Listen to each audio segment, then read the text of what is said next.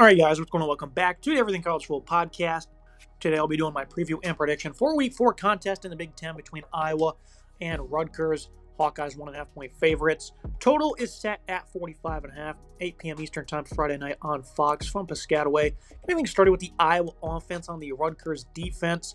Mark Gronowski came over after being a touted successful player at the FCS ranks to be the starter for Iowa, and he's been rather unimpressive, especially through the air. Only 102 yards per game passing for him. 58% completion rating. Did bounce back here against UMass, though. 179 and 2 scores in that blowout victory. He's also ran for 88 yards and 3 touchdowns this year. A touchdown on the ground in every single contest so far. Despite being 235 pounds, he is a pretty respectable runner, especially, utilizing that size in the red zone to get a couple of those scores and short yardage as well. He's been really exceptional. The thing is, this passing attack is just never going to be any good. They don't have any weapons. They don't try to go get any weapons. Seth Anderson's been their best pass catcher, 40 yards and 2 touchdowns on 6 grabs. Sam Phillips, Jacob Gill, also on top of him when it comes to receiving. Zach Ortworth is probably going to be your top tight end. He's got 2 receptions now. Hayden Large as well. That's what the offense is going to look to do. To get their tight ends incorporated because they don't really have much talent that can separate at wide receiver on a consistent basis. When they played Iowa State, which is the best comparable opponent up until this moment, they only lost by 3 despite really doing nothing through the air. 83 yards and a pick. Really for Iowa, last year you saw them have success on offense because Caleb Johnson was so explosive and so productive. And this year, you don't have that same talent in the backfield. It's been a by-committee approach when it comes to running the ball. Terrell Washington, Juzon Patterson, Xavier Williams have been getting most of the touches, and then Gronowski, of course, leads the team with 33 carries. So it's been, 4 different guys really, joining into this run game that is averaging 214 yards per game. But they also ran for 40-plus attempts versus the 2 lower-tier opponents for 200-plus yards each. Then against Iowa State, 131 yards rushing on 39 attempts, which is not the worst number in the world by any means. I think this offensive line certainly is a great neutralizer for opposing defenses. Trevor Locke at left tackle is really impressed. The rest of the group is largely made of veterans. Jennings Dunker at right tackle is phenomenal. Cade Piper has been a really good run blocker at right guard. Logan Jones at center, and then Bayou Stevens at left guard are 2 of the best in the country at their respective positions. They've been lights out to start the year. Going up against a Rutgers run defense that has so far been a tad iffy. Against Ohio week 1, it was really, Parker Navarro, the opposing quarterback, really been able to make plays with his legs. But the last 2 weeks, they've been giving up some efficiency on the year, 5.6 yards per attempt allowed. They blew out lower tier opponents, but those guys, again, were able to run the ball with some efficiency. 128 yards, 117, though, for the last 2, Norfolk State and Miami of Ohio. So nothing crazy, but they were able to get a little bit going at times. For Rutgers, though, this is a team that underperformed last year on defense. Injuries, of course, played a significant part in that. They went into the portal and got some good guys. Eric O'Neill, Bradley Weaver, 2 edge rushers. O'Neill's off to a great start. A little bit tougher of a time for Weaver. You have other guys like Jordan Walker, Keyshawn Griffin, Jordan Thompson that are really helping make up this group, showcasing some nice depth so far this year. The linebackers, it's a group that Shiano always has some ballers at, are Dario Ijiborm.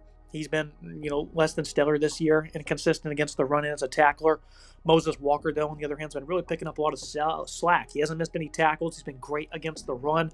The linebackers for this group are just tremendous, usually, top to bottom. They picked up Jet Elad in the portal. This is a guy who has been very sound in his career against the run at safety. He does play a lot in the box, though, so you can almost call him a linebacker in terms of his alignment, at least. Him and Kaj Sanders have played a good amount for this secondary. They play some versatile roles, of course. The secondary, I thought, has played very well this year. Jacoby Henderson, Bo Mesco, they've been tremendous. And then in the slot, you have Cam Miller, I think was a phenomenal addition, who's really been picked on in coverage, though. I think eventually he's going to find his groove. Of course, you're playing a receiving group that's just not good, and they're not going to test you all a whole lot. Comes to being physical against the run, that's the boxes you need to check. That and being disciplined with your eyes, because every once in a while, Iowa's going to throw out some wrinkles. They're also going to try to bring tight ends across the formation, sneak them out in I formation. Those tight-knit run plays, when it comes to those formations, the tight ends can burn you. So that's really the responsibilities for the secondary. And I guess just not losing one-on-one opportunities when they take shots, which they do occasionally, but they don't really have a high success rate for Iowa. The offense is going to try and run the ball, going to try to stay ahead of the sticks. Gronowski, with his size, really makes them tough in short yardage. So Not the worst offense in the world for Iowa, but their passing attack has really just been rather lackluster. Now you move to the Rutgers offense on that Hawkeye defense. Rutgers coming into the year, this is an offense that I expected to be tremendous this year, and so far they have been. Nathan Kaliakmanis, as a veteran after a phenomenal 2024 season, is staying hot. This is a guy who's completing 73%, 820 yards, 7 touchdowns. He's protecting the football and being efficient, putting up yards with what is a phenomenal trio of pass catchers. They're able to go to the portal and pick up DT Sheffield from North Texas. This is a big play guy. He's been great as a third leading pass catcher. Ian Strong and KJ Duff both also have over 200-plus yards, and they're both nearing in on 20 receptions each. Ian Strong, this is a guy who was averaging 8 receptions per game. Didn't play against Norfolk State.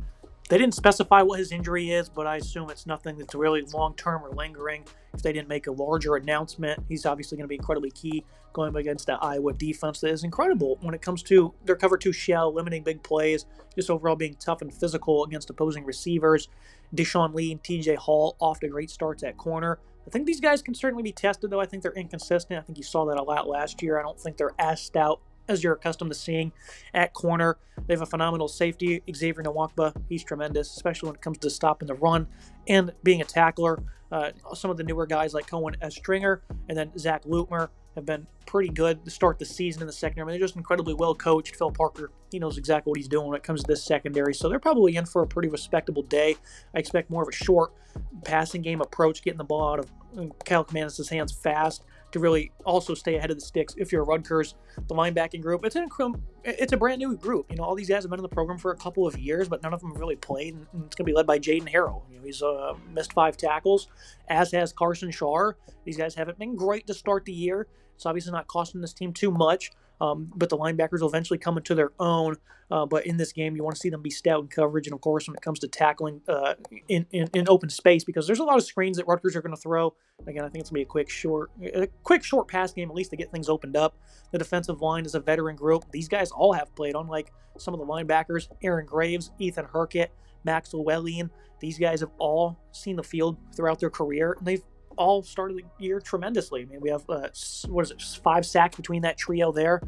Brian Allen, a younger edge rusher, also has one of his own on the interior. I don't think they're as stout, but this isn't a group that has really struggled against the run. I mean, they played Iowa State just a couple weeks ago, held them to 104 rushing on 30 attempts. That's a team that can match them in terms of physicality, and I think Iowa ended up having the upper hand in that one. I mean, they really overwhelmed the Cyclones, whose offense probably isn't the greatest. Their offensive line certainly is a tad iffy. Don't have many weapons at pass catcher. Now you look at Rutgers, who I think is a much deeper offense than Iowa State.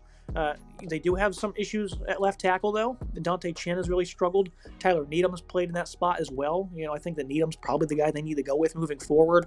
At left guard, Brian Felter, he's been giving up some pressure. Gus Zelenkus, though, at center has been very impressive. And I think the right side of the offensive line, led by Taj White at tackle, is also really impressive. But I don't think they're not going to be susceptible at all to pass rushing. I think that Iowa's certainly going to have an upper hand when it comes to that. I think they will be consistent. I love the running back room for Rutgers, led by Antoine Raymond. He's got 5 touchdowns on the year. CJ Campbell's a nice dual threat back. Also have Ja'Shawn Benjamin as well. All 3 of these guys are going to get touches. So far this year, the run game has not been that great. They've been trying, less than 4 yards per attempt. 46 attempts against Norfolk State for only $185. He had 41 attempts against Miami, Ohio for only $162. In Ohio, they started off hot in the first half, but cooled off in the second, ended up with less than 150 on almost 40 attempts. So they're really trying to pound the rock, and they're not having much success, which is certainly worrisome because it's likely going to force you to be one-dimensional in this game. And again, I think that Rutgers, that's what they need to look to stick to, a quick, short passing attack. Again, at least to loosen things up. Against Iowa, it's hard, especially if you're behind the sticks. They really get things going on offense, but I'm a big fan of this unit. I think it's really strong. Other than that second half against Ohio, they've been really solid this year. I think there's a lot of explosiveness. There's a lot of versatility as well. So they're really going to have to mix things up, and Kaliakmanis is going to have to protect the football, not get fooled by these coverages, and I think the offensive line will need to hold up against stunts and overall just physicality. So I think Rutgers have a good offense, but again, the matchup is just incredibly tough.